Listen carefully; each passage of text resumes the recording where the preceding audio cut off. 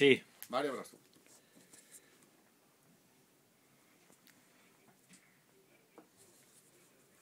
¿Qué tal, Guillermo? Muy buenos días, buenas tardes desde Madrid. Con el gusto de saludarte, como siempre, a ti y a todos nuestros amigos de Antena Radio en esta cobertura especial que estamos haciendo del proceso electoral español y hoy con el privilegio de estar eh, compartiendo cabina pues con dos amigos, que en esta magia que tiene la radio que te permite tener amigos aunque físicamente no los conozcas. Hoy estoy aquí transmitiendo desde las cabinas de Radio Nacional de España con Víctor García Guerrero, a quien ustedes, radioescuchas de Antena Radio Primera Emisión, conocen muy bien porque casi desde hace 2 años comparte con nosotros toda la información. Víctor, qué gusto y qué privilegio estar contigo. Pues sí, exactamente, me quitas las palabras de la boca. Realmente es un placer muy grande de tenerte aquí en los estudios de Radio Nacional, Radio Nacional. Es como dices, una sensación también extraña a veces, ¿no? Ponerle cuerpo y cara a las personas que conoces simplemente por la voz, ¿no? Pero sin duda en este tiempo hemos hablado muchas veces y hablado de muchas cosas y eso cimenta una amistad, sin duda. Debe ser muy interesante, seguramente nuestros amigos lo escuchas, tener alguna imagen de cómo es Víctor García Guerrero. Ayer ya publicamos una foto a través de Twitter. No sé si a usted le pasó lo mismo que a mí, que yo me imaginaba un señor que me iba a recibir. Y bueno, pues de señor, la voz. Un señor serio. Porque en realidad es muy joven y también estamos compartiendo la cabina con Alicia Hernáez, otra voz que también hemos tenido oportunidad de compartir a través de la señal de Radio Nacional y del Instituto Mexicano de la Radio. Alicia, qué gusto. El gusto es mío de estar con vosotros y de pues, lo que habéis dicho ya, que voy a decir yo, de estar con vosotros, Mario, que es un placer, y también con Víctor, lo que pasa es que a él le veo todos los días, me hace Sí, más claro. ilusión hablar contigo y verte a ti. Bueno, y estamos acá, Guillermo, como sabes, como saben nuestros amigos del auditorio, porque España está por cerrar una etapa el próximo domingo. Una etapa que inició desde la perspectiva de la jefatura de gobierno hace 7 años con la llegada de José Luis Rodríguez Zapatero, sucesor de José María Aznar, y que terminará el próximo domingo, 20 de noviembre, cuando se realicen estas elecciones generales.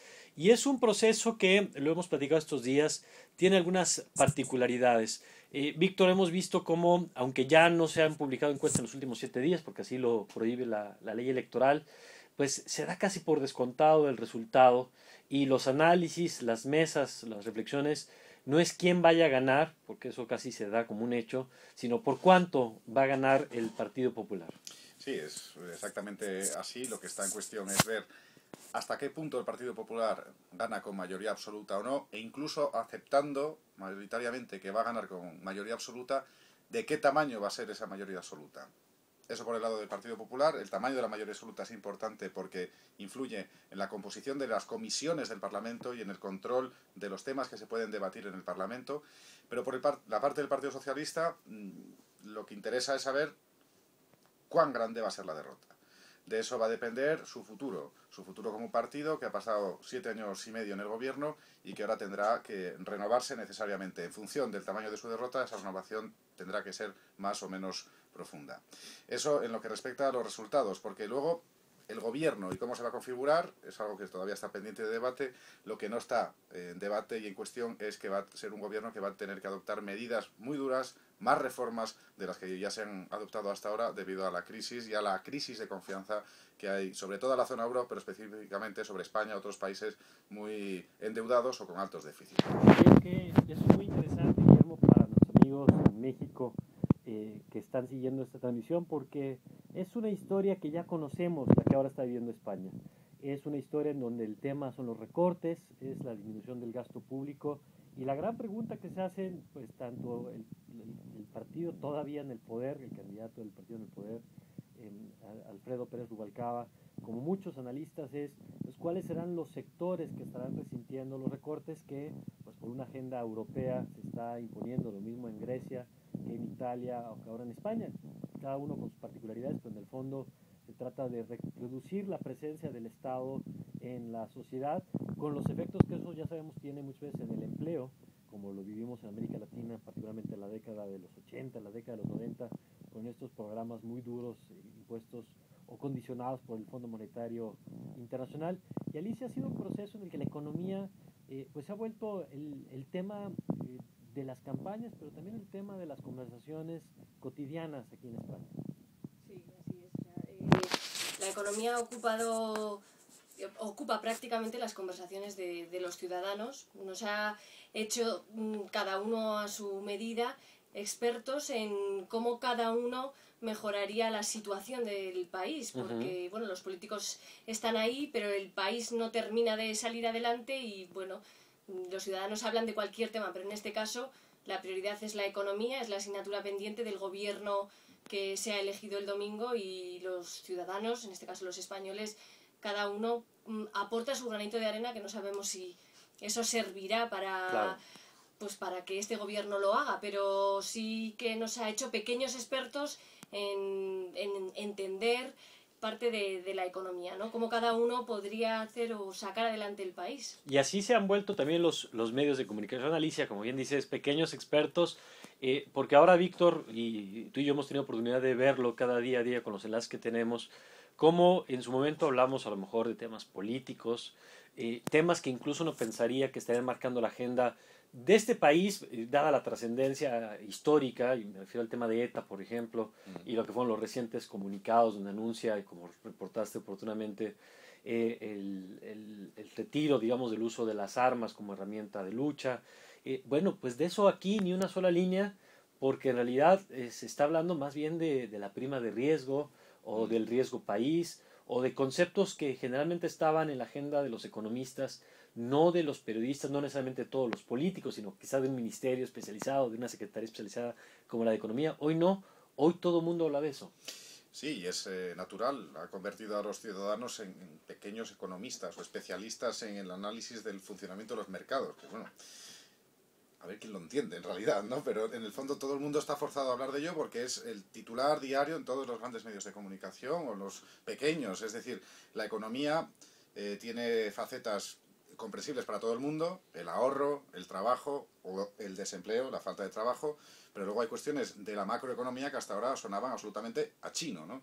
Ahora la realidad impone que se hable de ello, porque el hecho de que España esté muy endeudada como país y que el gobierno necesite financiarse y que no lo consiga, o que para conseguirlo tenga que pagar unas cantidades absurdas de dinero, influye después también en la situación económica de las familias y de los ciudadanos, de forma que es una consecuencia natural ese conocimiento, esa conversación y esa atención especial a la economía de las circunstancias que atraviesa el país.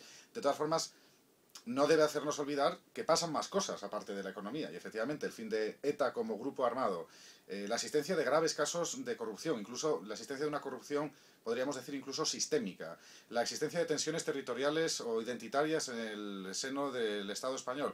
Todo eso son asuntos que son importantes y que apenas han discutido en esta campaña, completamente arrebatada por las cuestiones económicas. Un tema, y Víctor, Alicia, para los amigos del auditorio, y que está en el fondo también de todo este proceso que estamos viendo desde México con mucho interés. El propio concepto de la Unión Europea, el propio concepto de organismos supranacionales, como puede ser el Banco Central Europeo, que se están convirtiendo, bueno, ya lo han venido haciendo en la historia de estos procesos de integración, pero que hoy juegan un papel central en el rescate de las economías domésticas, donde de pronto lo que aquí se percibe es que el destino de buena parte de los españoles, como el destino de buena parte de los griegos o de los italianos o de los irlandeses, no se determina necesariamente en la casa de gobierno de cada uno de estos países, y no son los votantes los que necesariamente determinan el curso de su historia, por lo menos inmediata, sino que está en otras instancias. Y esto ha llevado a debates muy interesantes, por ejemplo, de cómo es la relación hoy con Alemania y de cuál es el papel que Alemania, como la primera economía europea, juega en esta historia, de cuál es el papel de Francia como la segunda economía, que hasta hace poco veía un poco el tema con un poco la soberbia de decir, bueno, pero eso le pasa a las economías pequeñas. Hoy hablamos de Italia, la tercera economía más importante, hablamos de España, la cuarta economía, hablamos de los propios franceses que esta semana recibieron también un raspón, digamos, en esos mensajes de estos entes abstractos que llamamos los mercados. Y en el fondo quizá eso es lo que está en revisión, ¿no, Víctor? Bueno, está completamente en crisis. El proyecto de Unidad Europea está en un momento crítico porque está tensionado por dos puntos o dos grandes fuerzas, ¿no? Por un lado, la pretensión de países como Francia y Alemania, que han sido siempre el eje motor del proyecto unitario de Europa, pero especialmente Alemania, que es el país que más se está beneficiando de la crisis, están tirando hacia un mayor poder dentro de la Unión y un castigo a otros países que son, digamos, menos obedientes y menos disciplinados en lo fiscal, etcétera, y por otro una tensión de retirar soberanía de los países que forman parte de la Unión y dársela a las instituciones comunes. Esos dos puntos de tensión están haciendo que el proyecto esté en absoluta crisis de identidad. Y mientras tanto, países que forman parte de la Unión Europea y al mismo tiempo del euro, que están viéndose arrastrados por una crisis a la cual no pueden responder con el apoyo de las instituciones europeas. Lo vemos claramente. Ayer el presidente del gobierno, José Luis Rodríguez Zapatero, reclamaba más intervención del Banco Central Europeo, más intervención de las instituciones comunitarias para ayudar a España. La respuesta es: España debe ayudarse a sí misma. Es lo que ha dicho hace un par de horas la Comisión Europea.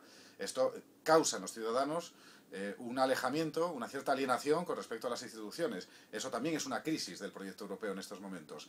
El hecho de que se haya ido aceptando esa transferencia de soberanía con el paso del tiempo a cambio de importantísimas sumas de dinero para hacer carreteras, puertos, aeropuertos, conseguir becas, viajes ilimitados, transferencia de capital sin ningún problema, todo eso era la parte bonita. Ahora la parte negativa está viéndose como algo que es propio de unos entes abstractos que no somos capaces de controlar y que además son capaces de imponernos gobiernos, como ya lo han hecho en el caso de Grecia o en Italia. Sí, donde ya ha costado la salida. Hay que recordar que estas elecciones de las que estamos platicando, Guillermo, eran elecciones que estaban programadas probablemente para el mes de marzo, digamos, cuando se habrían cumplido los 8 años o el segundo mandato de 4 años de José Luis Rodríguez Zapatero. Se adelantan para este 20 de noviembre justamente por las presiones de la oposición y el desgaste que provoca esta crisis.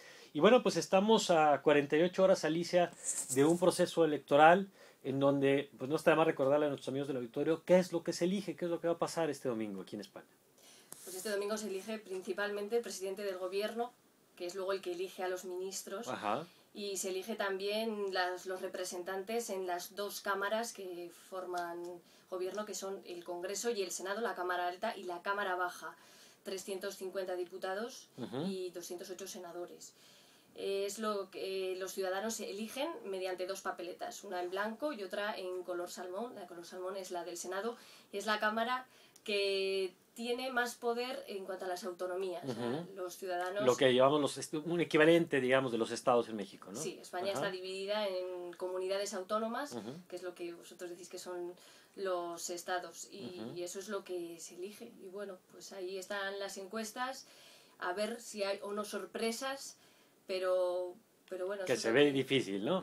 Se ve difícil. Quería deciros antes, respecto a la pregunta que le has hecho a Víctor, que yo creo que en los españoles, en este caso, hay una especie de...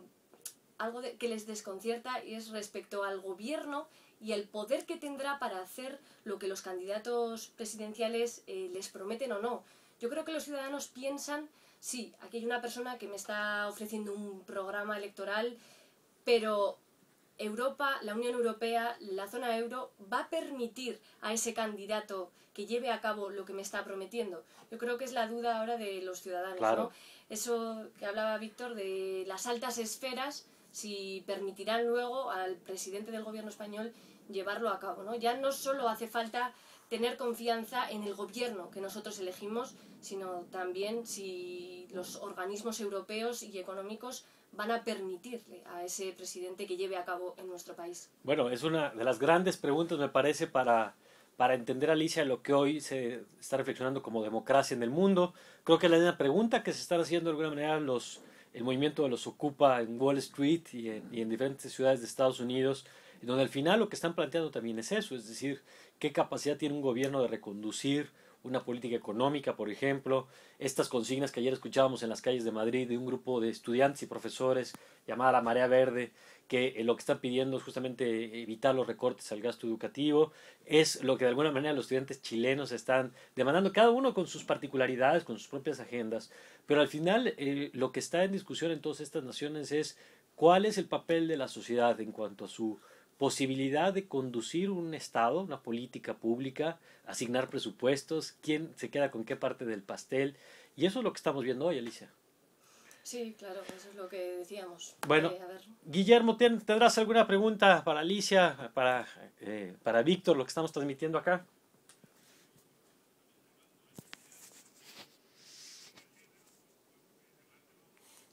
Claro, cómo no.